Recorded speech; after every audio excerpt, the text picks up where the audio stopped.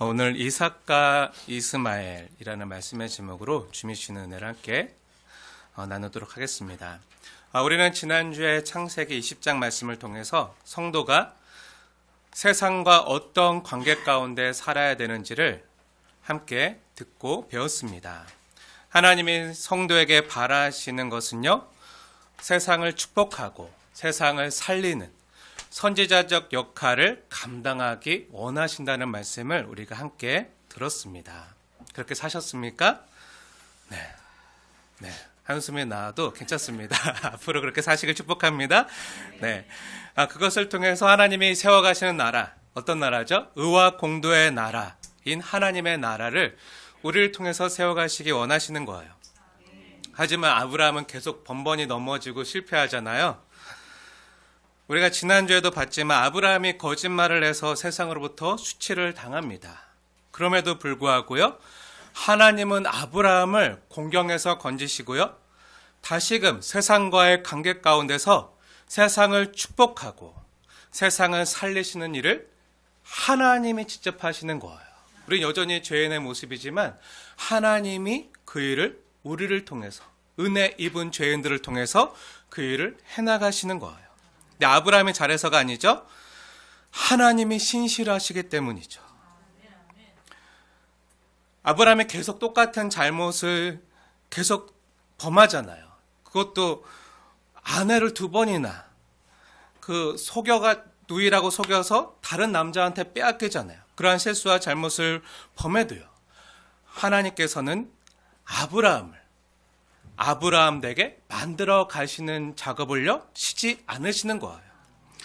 하나님의 열심이요, 아브라함뿐만 아니라 오늘날 아브라함의 약속의 자녀된 우리를 하나님의 자녀답게, 또 하나님의 백성답게, 성도와 교회답게 만들어 가시는 것이죠. 네, 이게 성화라 그랬어요. 그래서 우리가 할 수 있는 것은요, 나의 나된 것이 모두 주님의 은혜입니다. 우리가 자꾸 넘어지고 실수하고 그럼에도 불구하고 주님의 십자가 은혜를 붙들고 다시 일어서는 거예요. 그러면서 이런 은혜 주시는 하나님께 감사하는 것밖에 없는 거예요. 방금 찬양의 고백에도 있었지만 예수님처럼 바울처럼 살기 원하지만 그렇게 살지 못하는 우리의 모습을 보면서, 그럼에도 살 수 있도록 하나님 다시 세워주시는 그 은혜에 감사해서 주님처럼 살기 원합니다. 그런 은혜를 달라고 고백하며 감사하는 것밖에, 또 그렇게 고백한 대로 사는 것밖에 없는 거죠. 마침내 하나님께서 말씀하신 대로 오늘 창세기 21장에 보면요, 1절부터 자세히 보시면 하나님께서 말씀하신 대로 사라를 돌보셨습니다. 또 하나님께서 말씀하신 대로 사라에게 행하셨습니다.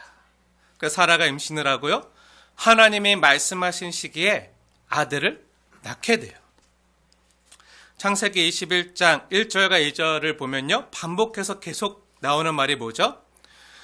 여호와께서 말씀하신 대로, 하나님이 말씀하신 대로 이루셨다는 거예요. 사람은 못하지만요, 하나님은 하셨다는 거예요. 아브라함은 못했지만 사람은요, 말과 행동이 다르잖아요. 말로 할지라도, 결단하고 그렇게 마음 먹을지라도 그렇게 못할 때가 많잖아요. 약속한 것도 못 지킬 때가 많잖아요.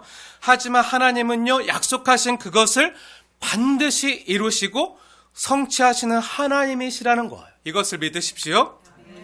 아브라함이 태어난 아이의 이름을, 그래서 하나님이 말씀하신 대로 이삭이라 하고요, 하나님이 명하신 대로 난 지 8일 만에 하나님의 언약의 백성이라는 증표인 할례를 이삭에게 행합니다. 그때가 아브라함이 100세가 되었을 때예요.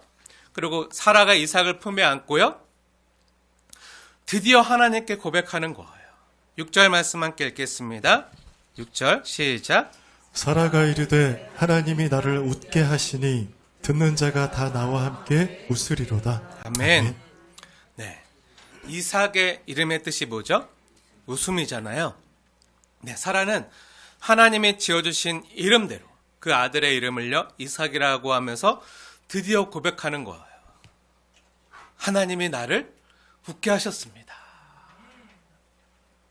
웃음을 주셨잖아요. 이거 하나님이 하시는 일을 보면서 기뻐하는 거예요. 우리가 지난번 창세기 18장 말씀을 볼 때 사라가 하나님이 하신 말씀을 듣고 어떻게 했죠? 처음에는 어떻게 반응했죠? 비웃었죠. 비웃었잖아요. 하나님이 그것을 아셨잖아요. 그래서 하나님이 사라에게 물어봤잖아요. 너 웃었지? 했을 때 사라가 뭐라 그랬죠? 아니요, 제가 언제 웃었어요? 하고 발뺌하고 거짓말 했잖아요. 그러자 하나님이 뭐라고 하셨죠? 혼내셨나요? 책망하셨나요? 안 하셨어요? 아니라 내가 웃었느니라 하셨잖아요. 그때 그 하나님의 말씀의 그 뉘앙스가 사라를 책망하거나 혼내는 게 아니었잖아요. 내가 너를 웃게 할 것이다. 이 말씀이었잖아요.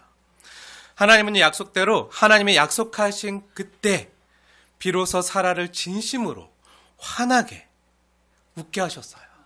정말 근심 없이 환하게 웃어본 적 있으십니까? 자주 웃게 되어지길 축복합니다. 사라는 너무 기쁘고 환희에 넘쳐서 정말 그리고 하나님이 이 일을 해주시고 이루신 것에 대해서 너무 좋아가지고 웃었어요. 박장대소하면서 너무 환하게 웃었어요. 그래서 고백하는 것. 하나님이 나를 웃게 하셨습니다. 여러분 와서 이 소식을 들으십시오. 하나님은 슬픔에 빠져있던 나를 웃게 하셨습니다. 절망 가운데 있던 나에게 소망을 주셨습니다. 그럼 마침내 하나님이 웃게 하신다는 그 약속을 하나님이 이루셨습니다. 그래서 내가 지금 웃습니다. 이것이 내가 여러분에 보일 수 있는 증거입니다. 그러니 하나님이 행하신 이 기쁜 소식을 들으시고 우리 다 함께 기뻐합시다. 기쁨에 동참합시다. 여러분에게도 하나님이 웃게 하실 겁니다. 하면서 이렇게 말하는 거예요. 그 웃음의 자리, 기쁨의 자리로 초대하고 초청하는 거예요. 이때 사라의 나이는 90세 할머니였죠. 네. 90세 할머니 사라가요. 아들을 낳아서 젖을 먹이고 있는 거예요. 젖이 나온 적이 한 번도 없었죠. 그 아들이 없었으니까. 근데 그 90세 할머니가 그 아들을 낳아서 품에 안고 젖을 먹이면 하나님이 하시면 불가능이 없는 거. 근데 아들을 품에 안고 젖을 먹이고 있을 때, 그리고 이삭이 그 젖을 떼는 날 아브라함이 그것이 너무 기뻐서 이삭의 젖을 떼는 것을 기념하기 위해서 그것을 기뻐하며 축하하면서 큰 잔치를 베풀어요. 근데 이 잔칫날 어떤 일이 생기는 거예요.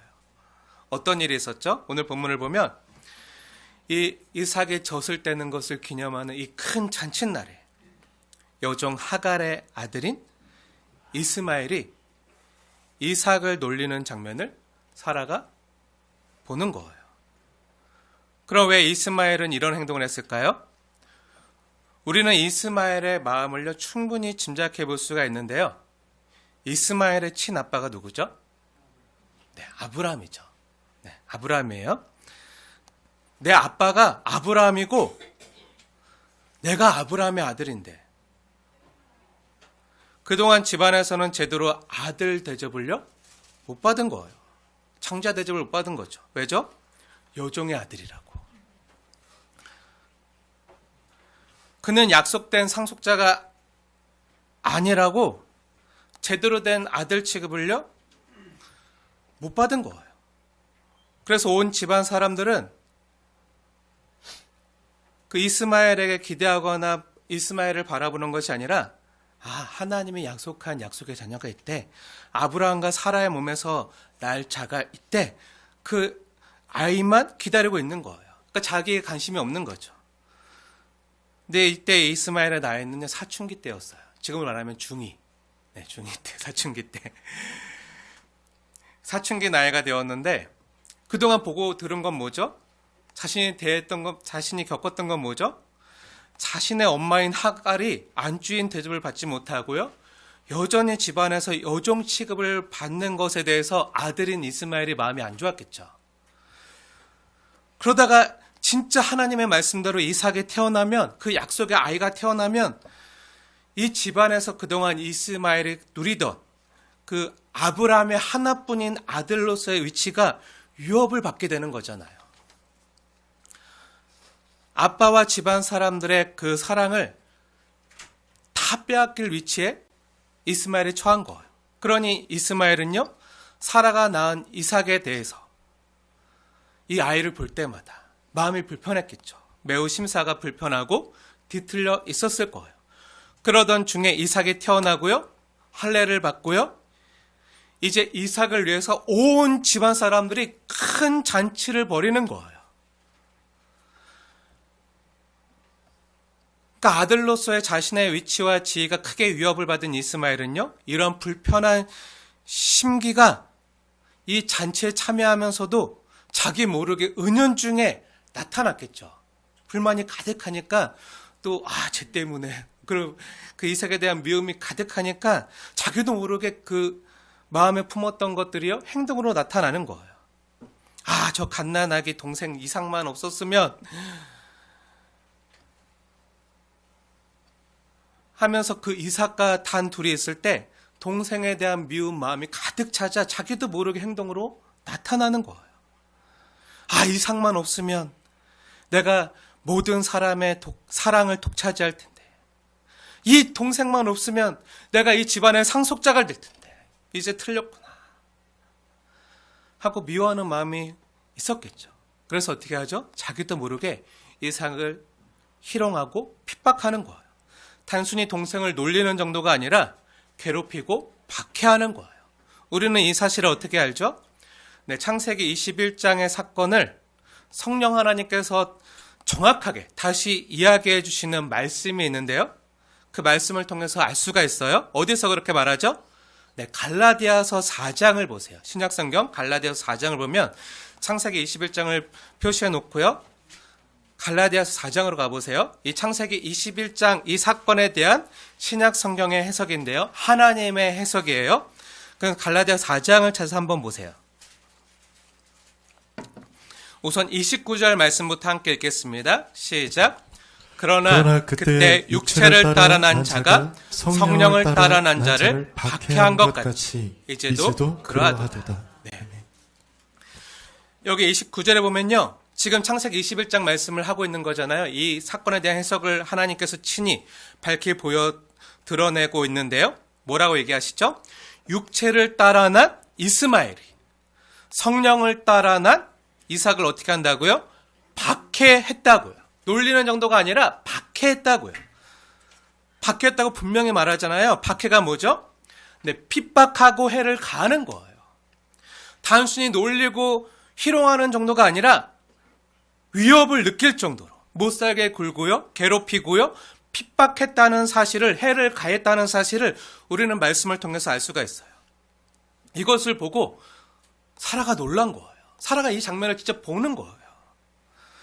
엄마로서 아들 이삭을 보호하고 돌보기 위한 마음도 있었겠지만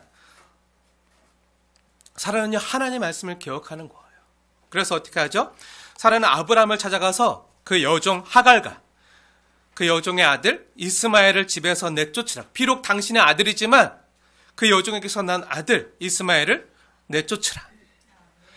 그는 내 아들 이삭과 함께 기업을 얻지 못할 자라 하고 아브라함에게 요청하는 거예요. 사랑하는 여러분은 이 이야기를 보시면서 이 요청을 사라가 지금 아브라함에게 요청하고 있잖아요. 이 요청에 대해서 어떻게 생각하십니까? 아브라함은요, 처음에 이 이야기를 사라에게 들었을 때 이 무리한 요청 때문에 매우 근심이 되었어요. 속이 상하고 근심이 되었어요. 11절 말씀 함께 읽겠습니다. 창세기 21장 11절 시작. 아브라함이 그의 아들로 말미암아 그 일이 매우 근심이 되었더니. 네. 왜 근심이 되었을까요? 어찌 됐든 간에 이스마엘은요, 아브라함의 친아들이잖아요. 그것도 첫째 아들이요. 첫 정이 무섭잖아요. 첫 아이의 정이 정말 애틋하고 무섭잖아요. 아브라함의 입장에서는요, 사라가 여종 하갈과 아들 이스마엘을 내쫓으라고 했을 때 이렇게 생각했을 수 있었을 거예요. 우리가 추측하는 바로는,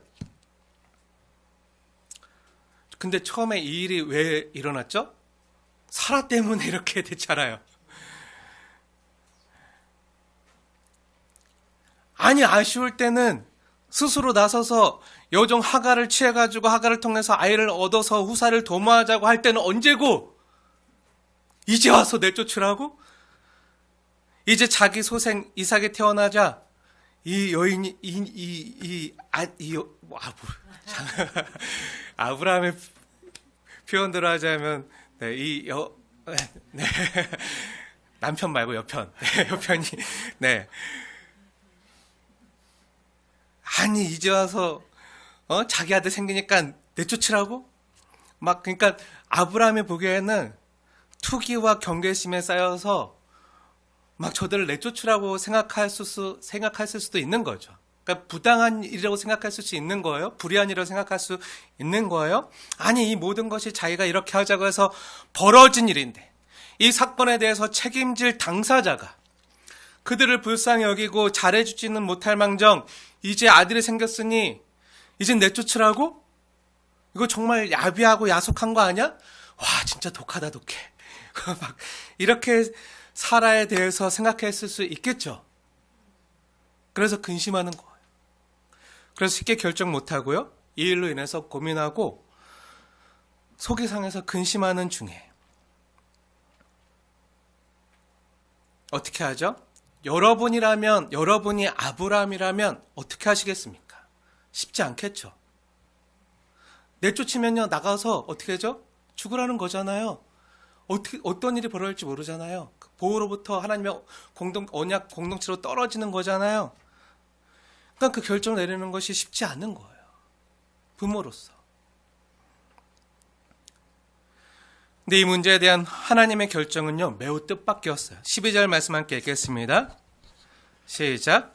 하나님이 아브라함에게 이르시되 내 아이나 내 여종으로 말미암아 근심하지 말고 사라가 내게 이른 말을 다 들으라. 이삭에게서 나는 자라야 내 씨라 부를 것임이니라. 아멘. 아멘. 하나님께서 뭐라고 하시죠? 아브라함에게 너의 아내 사라의 말을 들어. 아내 말 들어. 사라가 말하는 거 틀린 거 하나도 없어. 사라 말 들어. 오직 이삭에게서 나는 자라야 내 씨가 될 것이다. 이렇게 하나님 친히 선언하시는 거. 이 말은 뭐죠? 아브라함의 씨가 오직 이삭을 통해서만 나올 거라는 거예요. 사랑하는 여러분, 여종 하갈과 그의 아들 이스마엘을 쫓아내는 문제를요, 단순히 가족 문제나 윤리적으로나 도덕적인 문제로 생각해서는 안 돼요. 이 사건은요, 하나님의 구원 역사 가운데 창세기 3장 15절에 기록된 그 원복음 있잖아요. 여인의 후손으로 올 씨, 그 여인의 후손으로 올 자가 아브라함의 씨로 올 거잖아요. 그리고 그 아브라함에게는요, 두 아들이 있었는데요. 오직 이삭에게서 나는 자라야 아브라함의 씨라고 부를 것이라고 하나님께서 분명하게 선언하시는 것. 앞으로 너가 큰 민족을 이루게 될 텐데, 하늘의 별과 같이 바다의 모래알같이 큰 민족을 이루게 될 텐데, 오직 이삭을 통해 나는 자라야 너 씨, 아브라함의 씨라고 부를 것이다. 이렇게 하나님 분명히 선언하시는 거예요. 그러니까 이 말은 뭐죠?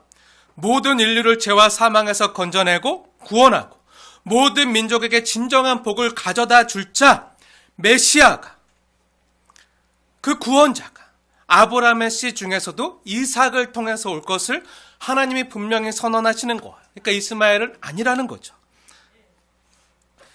그러니까 이 말씀은요, 단순히 아들 중에 누구에게 유산을 물려줄 것인가의 문제가 아니라 그 이상이죠.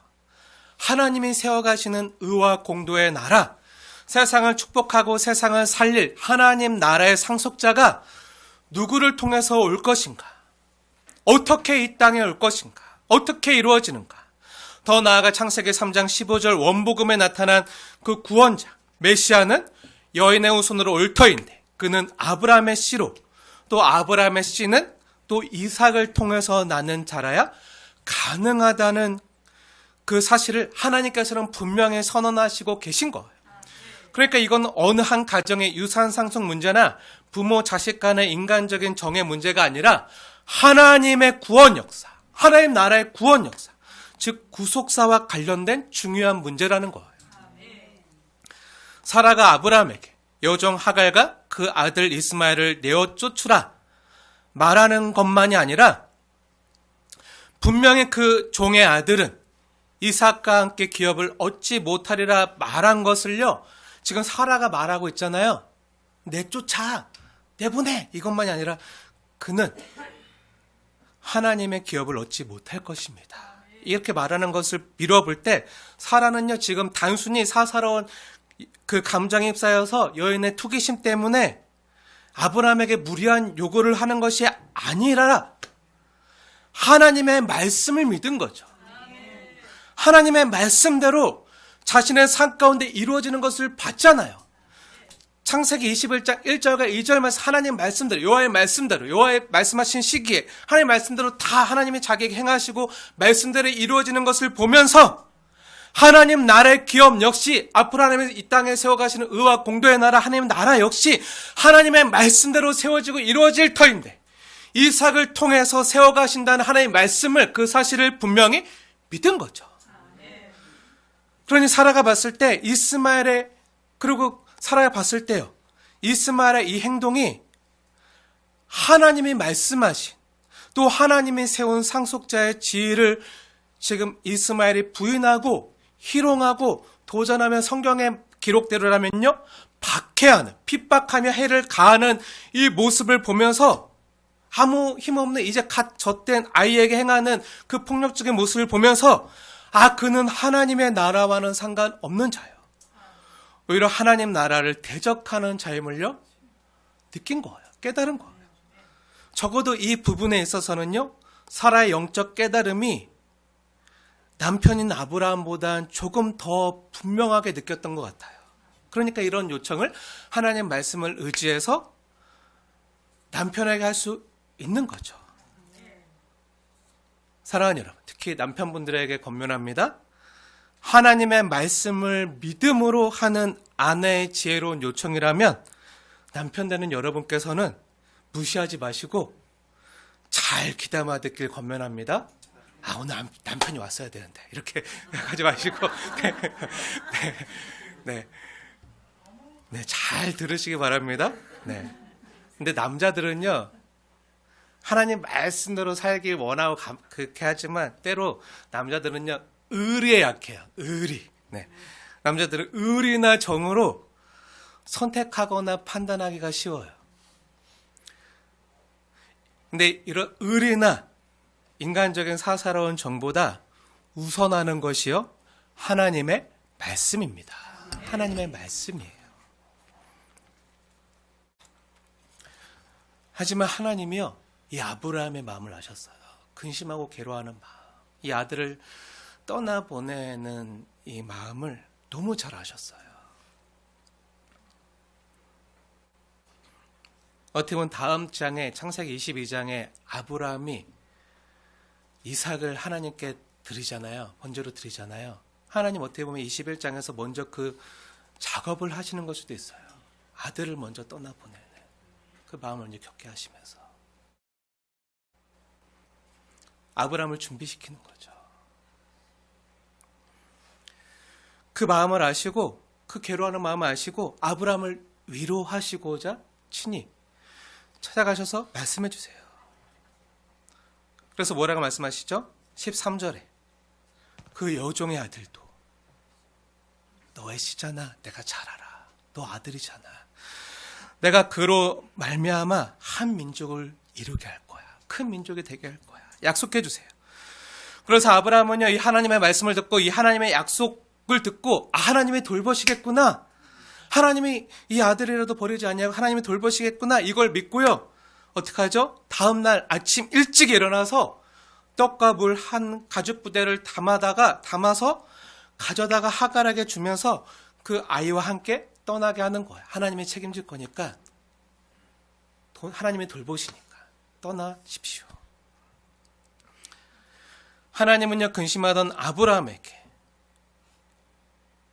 친히 말씀하신 그 약속대로 하갈과 이스마엘을 돌보시고요. 18절에도 보면 하갈에게도, 여종 하갈에게도 너 아들 이스마엘을 통해서 내가 큰 민족을 이루어 가시겠다고 말씀하세요. 물론 하나님께서 이스마엘도 큰 나라를 이룰 것이라고 말씀하시고 약속 이루시지만 그 나라는요, 이삭에게 주어진 하나님 나라와는 전혀 다른 성격의 나라예요. 이 세상 나라예요. 하나님 나라와는 질적으로 다른 세상 나라지만 하나님이 악인과 선인에게 동일하게 햇빛과 물을 주시잖아요. 그런 것처럼 하나님이 돌보시겠다는 거예요. 오늘 창세기 21장 10절에 보면요, 하나님이 그 아이와 함께 계심에 그가 장성하여 라는 말씀이 나와요. 그 아이가 누구죠? 이스마엘이잖아요. 근데 하나님이 그 아이와도 함께 계시는 거예요. 그래서 그가 장성하매. 이와 같은 말씀은 우리에게 무엇을 깨닫게 해주죠? 근데 이스마엘이 이 땅에 세워가는 나라는 하나님 나라와 상관없잖아요. 세상 나라잖아요. 하나님 나라와 상관없이 육적인 축복만 받아서 세워지는 세상 나라라 할지라도 이러한 세상 만물이 유지되는 것은요, 하나님이 허락하셔야 가능하다는 거예요. 하나님이 함께 하셔야 가능하다는 거예요. 쉽게 말해서요, 세상에 살아가는 악인이라 할지라도요, 하나님께서 햇빛과 물을 주셔야지만 그 악인도요, 살아갈 수 있다는 거예요. 아무리 악한 자라도 그 악인이 이 땅에서 살아가는 것도요, 하나님의 은혜 아니면 안 된다는 거예요.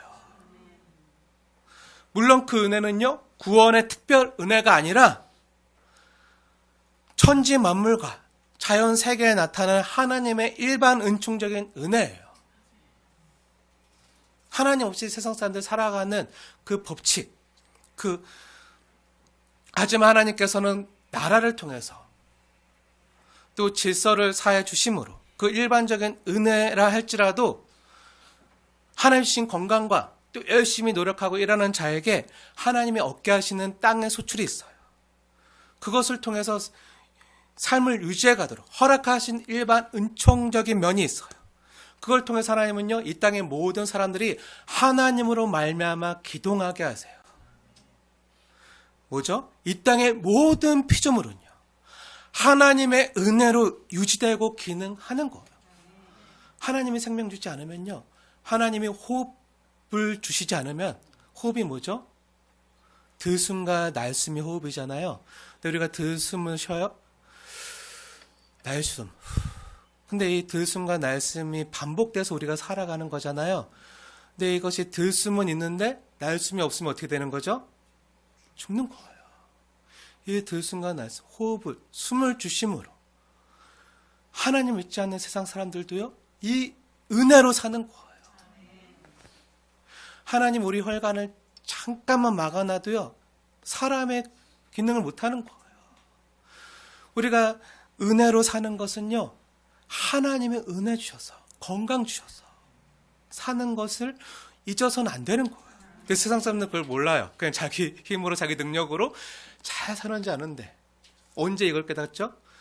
들숨과 날숨이 멈춰질 때, 다른 사람의 장례식장이나 어떤 삶의 그 유지가 멈춰질 때, 그때 비로소 깨닫거나, 열심히 자기가 힘있게 살아갔는데 잠시 아파서 병원에 누워있을 때나, 이럴 때 잠깐 깨닫지만 온전히 그걸 통해서 하나님을 바라보지 못하는 거예요. 근데 하나님이 함께 하심으로 우리가 장성하고 강건해지고 살아갈 수 있다는 것을 여러분 기억하십시오. 근데 하지만 이렇게 유지되고 기능하는 나라라 할지라도, 그런 삶이라 할지라도 하나님이 세워가시는 하나님 나라는요, 질적으로 다른 나라일 수 있다는 거예요. 이건 역시 오늘 본문이 우리에게 보여주고 있는 거예요. 아브라함은 이 사실을요, 아내 사라보다는 조금 늦었지만 하나님의 말씀을 친히 듣고 나서야 비로소 뒤늦게 깨닫고 여종 하갈과 아들 이스마엘을 떠나보내므로 친혈육인 이스마엘에 대한 미련과 혹시 그가 후사가 아닐까? 그 전에 아브라함이 하나님께 요청하잖아요. 내 아들 이스마엘은 하나님 앞에 살길 원하나이다. 이렇게 요청하는 장면도 있었잖아요. 그 기대를요, 이제는요, 완전히 내려놓게 되는 거예요. 하나님의 말씀보다 자기 생각을 더 앞세웠던 그 생각들을 이제 완전히 내려놓을 수 있게 되는 거예요. 그리고 자신의 육체로 혈통으로 난 아들 이스마엘이 아니라, 자신의 DNA가 있는 이스마엘이 아니라 자신과 사라가 아이를 전혀 낳을 수 없이 늙었을 때 오직 하나님의 능력으로 하나님께로부터 난 자 이삭을 통해서 하나님은 자신의 나라를 세워가신다는 그 사실을요, 아브라함은 비로소 분명히 깨닫고 믿게 되는 거예요. 근데 이 가정까지 오기에는 참 힘들었어요. 길었어요. 어쩌면 아브라함은 창세기 17장에서 하나님과 다시금 언약을 맺잖아요. 창세기 15장에서 하나님과 언약을 맺지만 또 실수하고 넘어지잖아요. 그 다시 하나님과 17장에 또 다시 언약을 맺어요. 어떤 언약을 맺죠? 할례 언약을 맺잖아요. 창세기 15장에서 햇벌 언약을 맺고 또 창세기 17장에서 할례 언약을 맺을 때 그때 아브라함이 99세였어요. 99세 할례를 행하고 당시 그 아들 이스마엘에게도 할례를 행하잖아요. 그 아들의 나이가 그때 몇 살이었죠? 13살. 13살 아들이었어요. 그 이스마엘에게도 할례를 행하잖아요. 근데 할례가 뭐죠? 하나님의 언약 공동체잖아요. 하나님의 백성 공동체의 그 상징과 증표가 할례잖아요.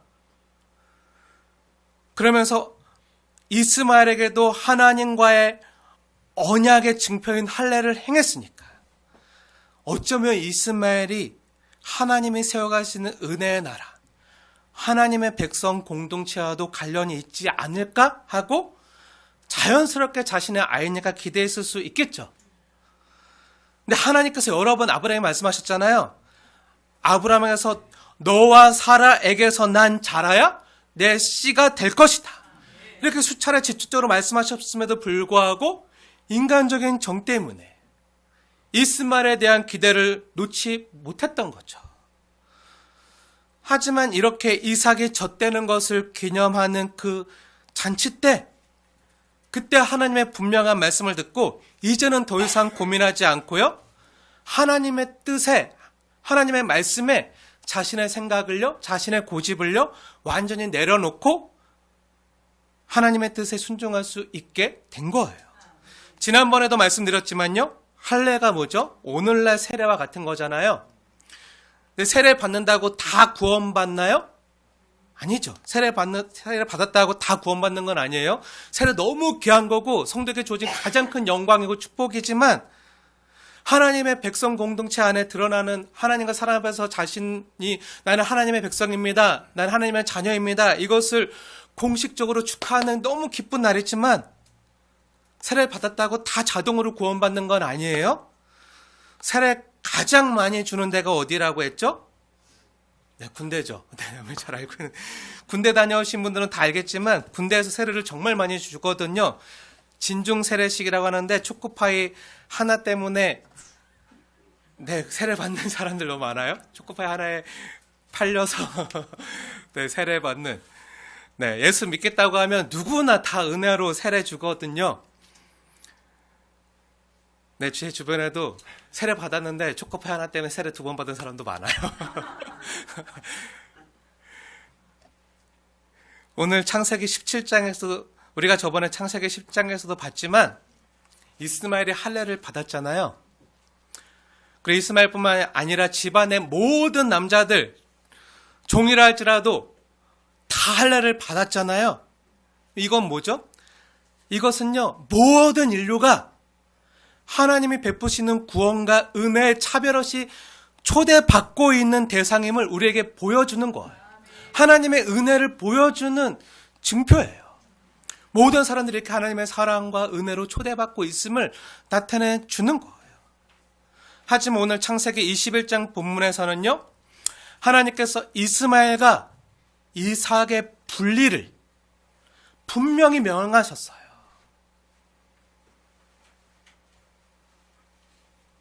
성령으로 난 자와 육체를 따라 난 자의 분리를요 분명히 명하셨어요. 그를 집 안에서 내어 쫓으라. 이걸 누가 명하셨다고요? 여호와 하나님께서. 이스마엘과 이삭의 분리를, 성령과 육체의 분리를 분명히 명하셨어요. 우리의 삶 가운데도 육체를 따르는 것이 있다면요, 영의 일을 생각하지 아니하고 육체의 생각을 하는 것이 있다면 과감히 떠나 보내십시오.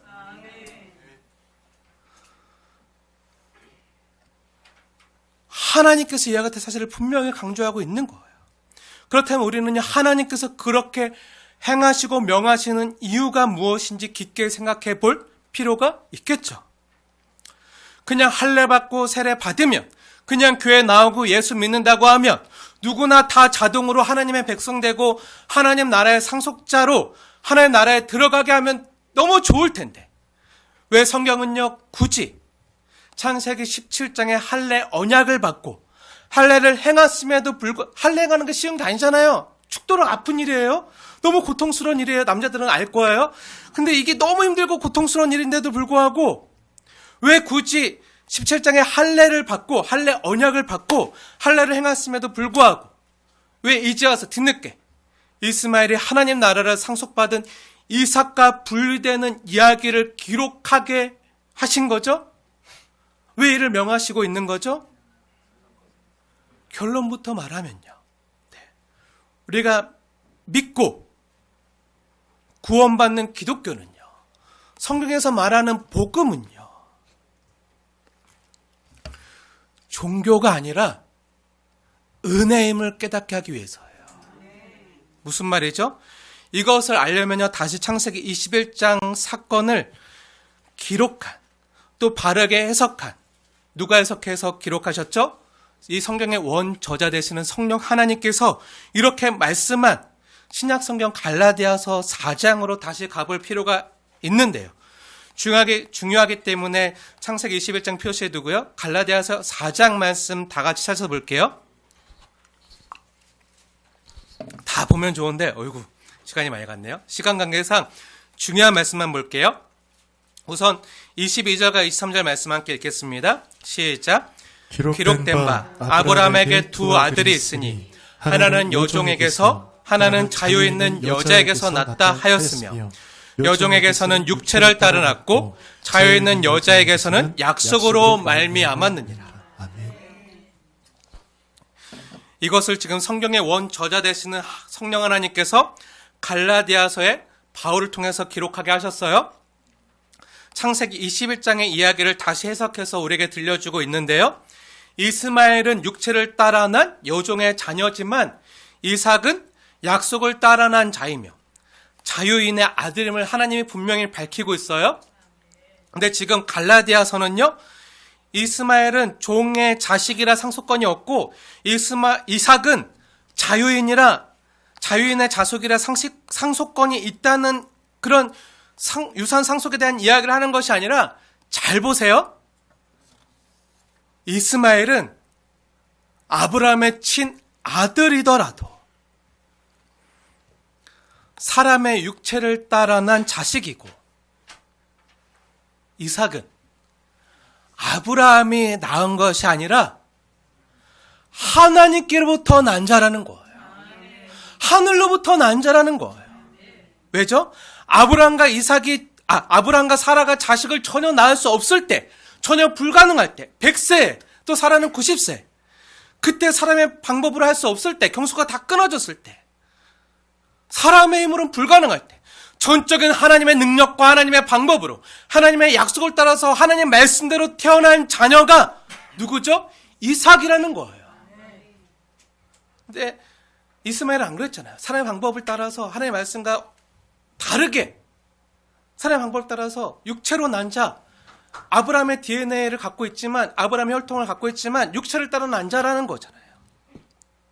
이것을 지금 갈라디아 4장이요, 우리에게 대조해서 보여주는 거예요. 그리고 갈라디아 4장 24절을 보세요. 24절 말씀 보세요. 이것을 뭐라고 이야기하죠? 두 언약으로 비유하잖아요. 24절부터 25절 말씀 자세히 한번 보세요. 잘 보시면서 따라오세요. 하갈과 사라, 이 여자들은 두 언약인데, 우선 신의 산으로부터 종을 낳은 자는 하갈인데, 이 하갈은 아라비아에 있는 신의 산으로 지금 있는 예루살렘과 같은 곳이니 거기서 종로로 탄다는 거잖아요. 누가요? 하갈이. 근데 잘 생각해 보세요. 시내산이 어떤 곳이죠? 하나님께 말씀을 받은, 하나님부터 율법을 받은 산이잖아요. 하나님부터 십계명 두 돌판을 받은 산이잖아요. 시내산이잖아요. 그리고 예루살렘은 어떤 곳이죠? 예루살렘에 뭐가 있죠?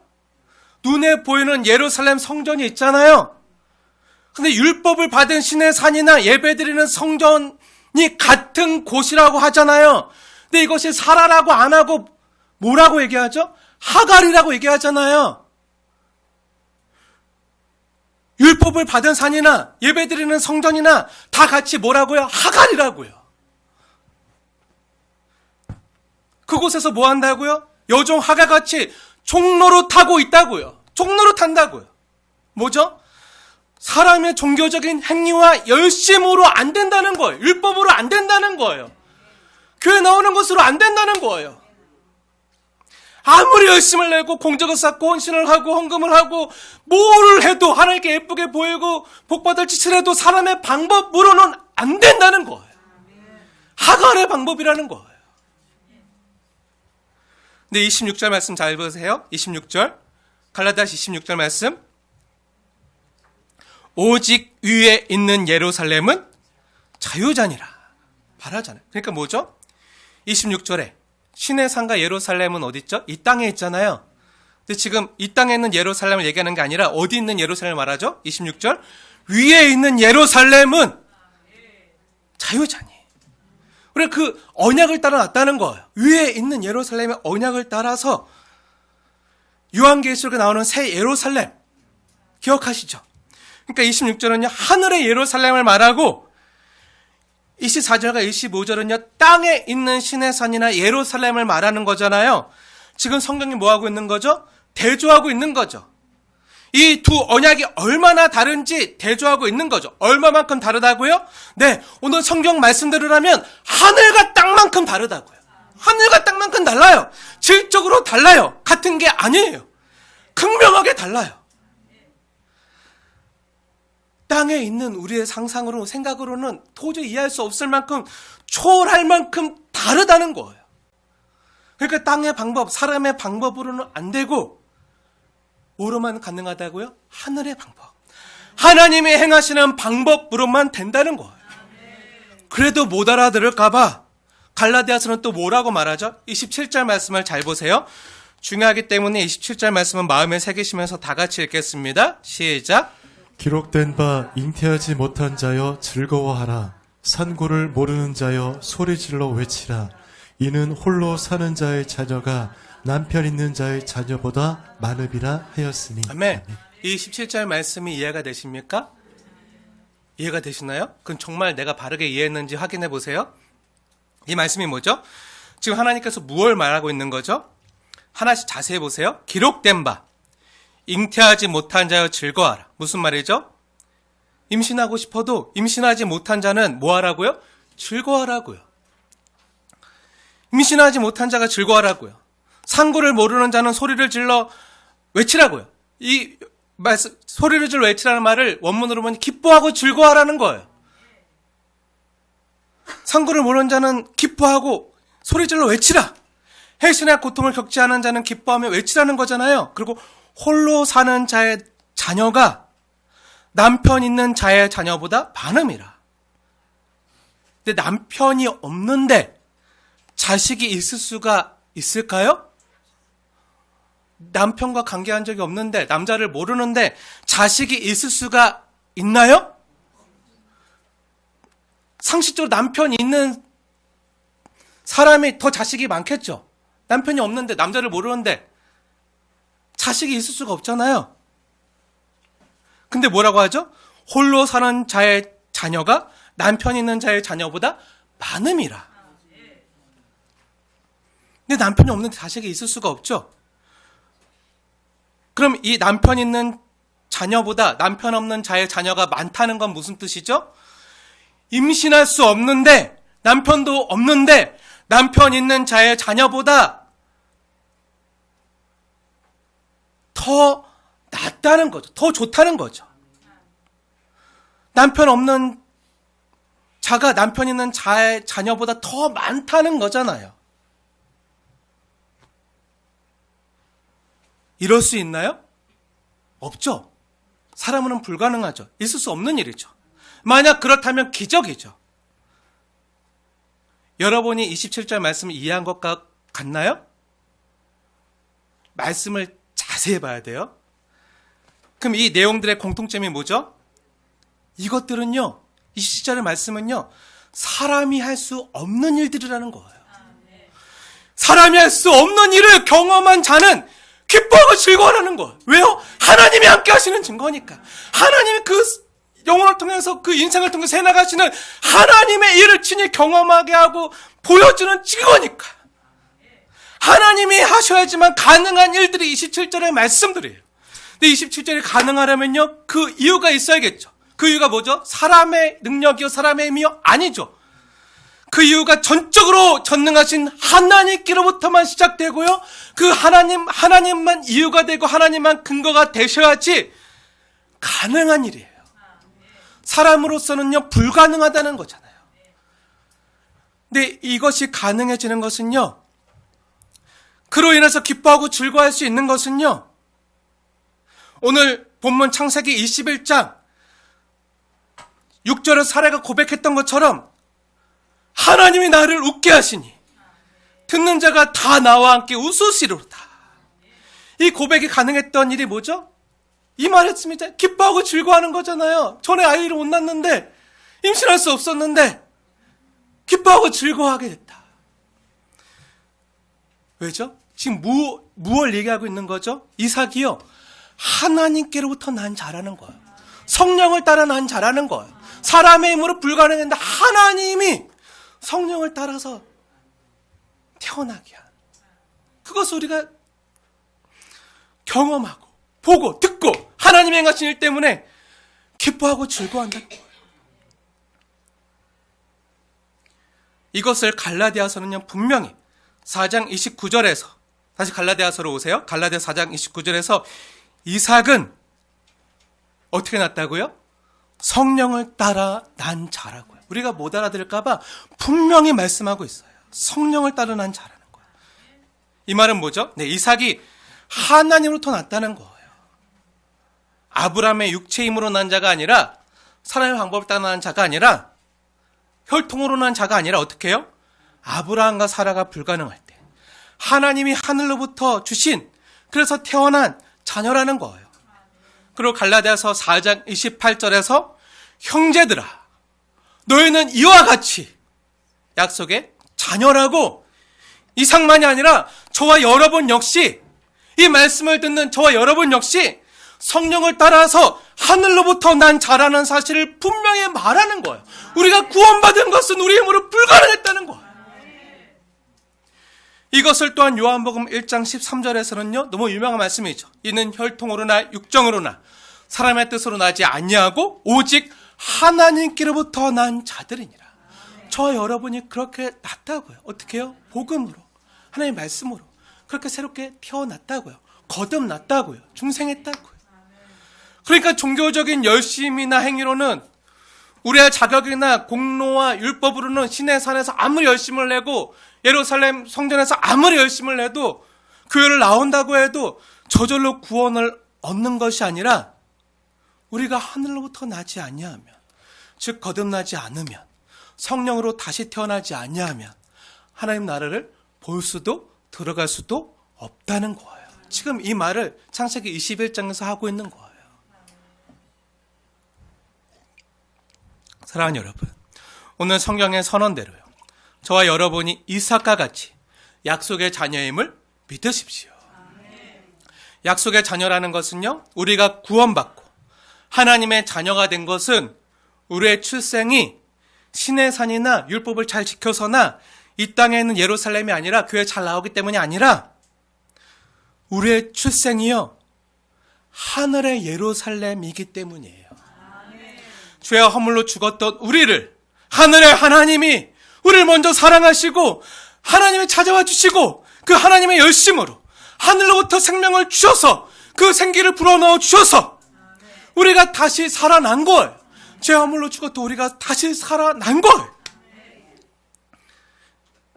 이것은 우리의 구원의 근거가 우리 자신에게서가 아니라 오직 하나님만이 근거가 되시고 하나님만이 이유가 되셔서 우리가 하나님의 자녀가 되었다는 것을요 보여주는 거예요. 그래서 누구도 자랑치 못하게 하나님의 선물과 은혜임을 알 수 있도록 종교 생활이 아니라 은혜라는 거예요. 그럼 언제 이것을 깨닫는 것이 가능하죠? 네, 하나님의 약속의 말씀이 선포되었을 때, 이 복음이 선포될 때 성령 하나님께서 죽었던 내 영혼을 먼저 살리시고 이 말씀이 복된 소식으로 복음으로 들려지게 하시고 살아났으니까 이제 귀가 열리잖아요. 그러면서 이 말씀이 들려지는 거예요. 그 아브라함과 이삭의 씨로 오는 예수 그리스도가 창세기 3장 15절에서 하나님께서 말씀하신 그 여자의 후손 메시아임이 내 마음으로 깨달아 믿어지게 하시고 그래서 예수를 진실되이 내 삶의 구원자요 주인이요 왕으로 영접하고 모셔드릴 때 하나님의 은혜로 가능해지는 거예요. 그렇게 우리가 하나님의 자녀로 다시 태어나는 하나님께서 베푸시는 구원과 은혜 약속에 모든 인류가 초청을 받지만 그 때로는 복음을 듣고 교회 나올 수도 있지만 그 교회 와서 열심을 내고 봉사도 하고 헌신을 할 수도 있지만 근데 내가 구원받는 건요 하나님의 자녀가 되는 건요 이걸로 안 된다는 거예요. 신의 산으로 예루살렘 성전으로 안 된다는 거예요. 하늘로부터 하나님으로부터 가능하다는 거예요. 이 복된 약속의 근거가 나에게 있는 게 아니라 오직 하나님께만 있음을 알라는 거예요. 이 말은 뭐죠? 우리가 이렇게 하나님의 은혜 받은 자라는 거예요. 우리가 이렇게 하나님의 사랑 받은 자라는 거예요. 우리가 인식하지 못하고 깨닫지 못하지만 하나님의 사랑 받아서 우리가 나와 있는 이것이요. 또 우리도 모르게 내 속으로 아멘 그렇습니다. 친정 하나님의 말씀입니다. 내가 이렇게 하나님의 사랑 받은 자이고 이것이 깨달아지는 은혜가 성령이 교회들에게 하시는 말씀이 들려지는 은혜가 바로 내가 하나님께 사랑받은 증거라고요. 할례나 세례의 증서가 아니라 이 말씀이 깨달아지고 하나님의 은혜에 감사해서 이제 죄와 피 흘릴까 싸우며 하나님의 나라를 위해서 의와 공도의 나라를 위해서 소외된 자 하나님의 사랑 알지 못하는 자에게 하나님의 사랑의 마음을 품고 섬기고 그들을 살리는 선지자적 역할을 감당하는 것이 성도와 교회라고요. 내가 헌신했기 때문이 아니라 내가 복받을 짓 했기 때문이 아니라 내가 예쁜 짓 했기 때문이 아니라 내가 이런 은혜를 누리는 건요 하나님 때문에 하나님이 날 먼저 사랑하셨기 때문에 내가 하나님과 원수 되었을 때 그 아들을 십자가에 내어주심으로 그 십자가의 증인 되시는 성령 하나님께서 깨닫게 하심으로 저절로 이루어진 내가 하나님께 받은 가장 그 은혜고 선물이라는 거예요. 사랑하는 여러분, 우리는 우리 자신을 구원할 실력이 전혀 없습니다. 철저히 무능하고 무지하고 무력합니다. 제가 여러분을 죽도록 사랑해서 제 몸을 불사르게 내어준다 할지라도 여기 있는 그 어느 영혼 하나 살릴 수 없고요. 제 영혼 스스로도 구원할 수 없는 무력한 죄인인 피조물입니다. 오직 하나님의 아들이신 예수님만이 여러분을 구원하실 수 있는 하나님이십니다. 다른 길은 없습니다. 오직 예수님만으로 가능합니다. 완전한 하나님이시고 완전한 흠없는 사람으로 죄 없는 사람으로 오셔서 죄인된 저와 여러분을 위해서 희생제물이 되시는 예수님이 아니고서는 불가능한 은혜입니다.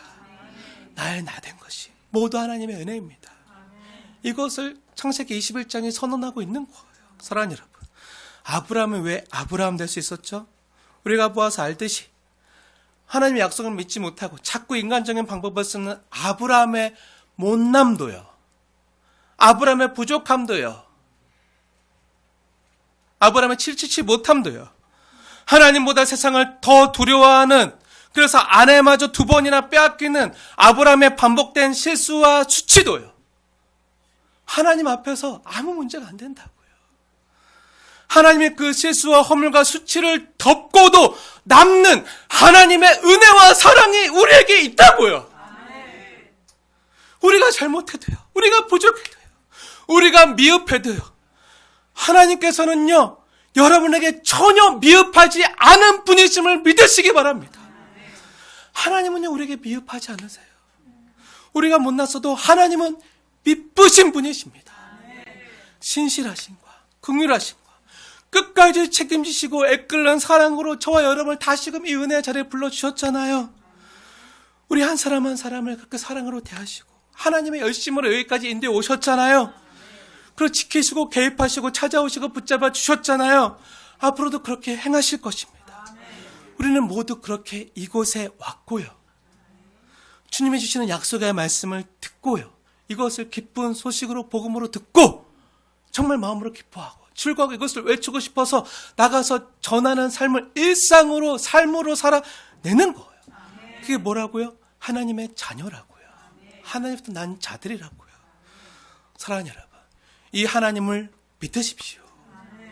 하나님의 말씀으로 나를 낳으시고 나의 하늘 아버지 되셨다는 이 사실을 믿으십시오. 이 복음을 믿으십시오. 그리고 여러분 각자가 하나님의 자녀인 것을 기억하십시오. 나의 나된 거지.